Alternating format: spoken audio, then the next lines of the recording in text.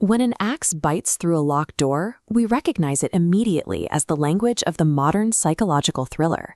We usually credit this visceral tension to Stanley Kubrick or the grim theological dread to Ingmar Bergman.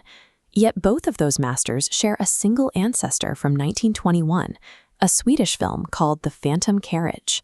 In the early 1920s, the medium was still finding its feet.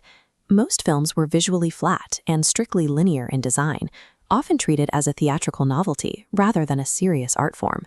Director Victor Sjöström was tasked with adapting a prestigious novel by Nobel Prize winner Selma Lagerlöf, a story defined by supernatural entities and nonlinear time jumps. The cinematic grammar required to tell a story this dense simply did not exist yet.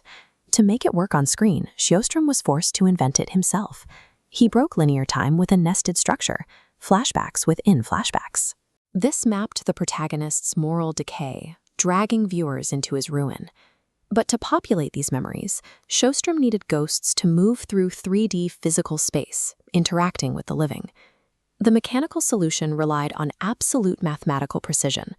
Using a hand-cranked camera like this one, the crew had to execute double exposures in camera, rewinding the film and shooting over it at the exact same speed to ensure the ghosts looked natural. This technique was so sensitive to light that Sjöström had to abandon real-world locations entirely, a decision that led to a bitter conflict with the original author. To maintain total control, he built this, a massive, claustrophobic studio set. By working indoors, he could master the deep focus and complex lighting required to make his spectral characters appear solid.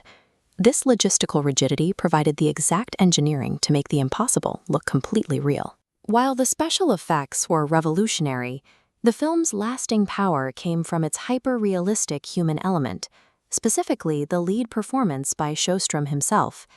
He actively moved away from the broad, exaggerated stage melodrama common in silent films, prioritizing subtle movements and micro-facial expressions. Sjöström channeled his own childhood trauma, drawing on memories of his deeply religious, alcoholic father, to play a man whose life is a wreck of his own making.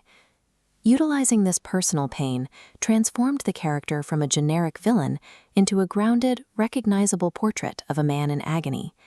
He merged mechanical complexity with genuine human memory, proving the supernatural could reflect quiet, internal breakdown. The film functions as a mature Faustian tragedy, shifting the focus away from spooky gimmicks toward the heavy, internal weight of guilt and the possibility of redemption. Sjöström pushed the emotional tension of the final act to a breaking point, culminating in the frantic, dark sequence where the protagonist picks up the axe. Decades later, Stanley Kubrick would adopt the same visceral tension and framing for the climax of The Shining. Ingmar Bergman, seen here with an older Sjöström, viewed the film as a primary inspiration, carrying its themes of theological dread and mortality into his own celebrated body of work. Because of this perfect union of technical innovation and psychological depth, the film was inducted into the official Swedish cultural canon as a foundational masterpiece.